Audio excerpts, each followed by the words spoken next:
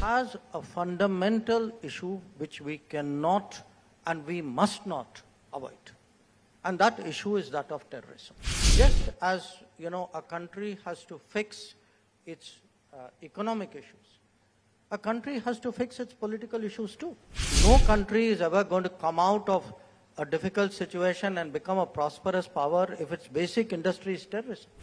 In our whole neighborhood first policy, there's one country to which you sent me as ambassador or high commissioner to our west called Pakistan, with which we have nothing to do, which we are doing nothing about. So, at this point of time when Pakistan is going through some economic difficulties, do you think this is a point when there can be some kind of rapprochement between India and Pakistan? Look, obviously it's in nobody's interest that any country, least of all a neighboring country, get into severe economic difficulties. Nobody sensible, nobody mature would even nurse that thought.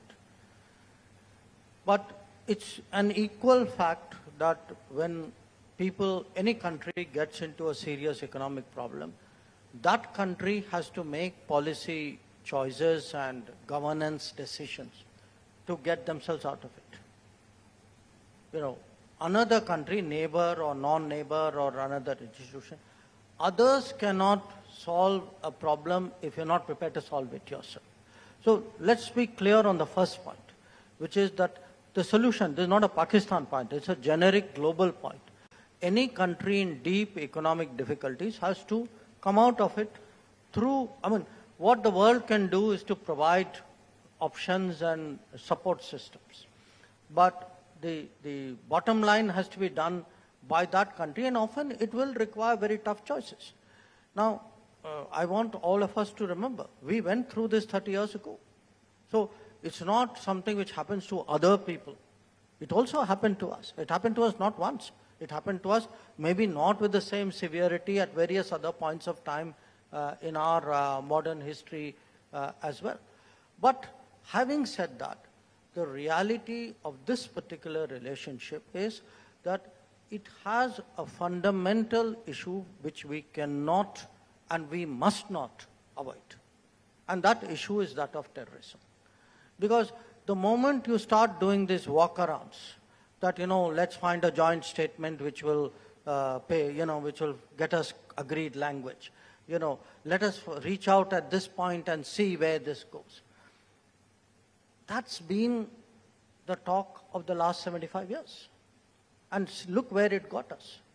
So I think we need clarity that, and we mustn't be in denial of what are very fundamental problems in that relationship.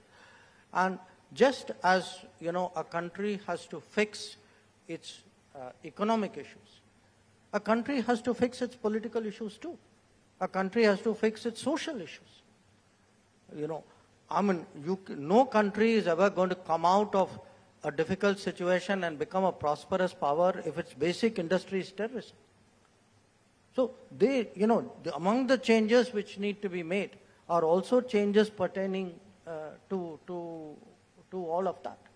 So I think that remains a very major problem. I also think, as today, as someone in politics, if I were to look at any big decision I'm making, I would also look at what is the public sentiment. I would have a pulse. What do my people feel about it? And I think you know the answer.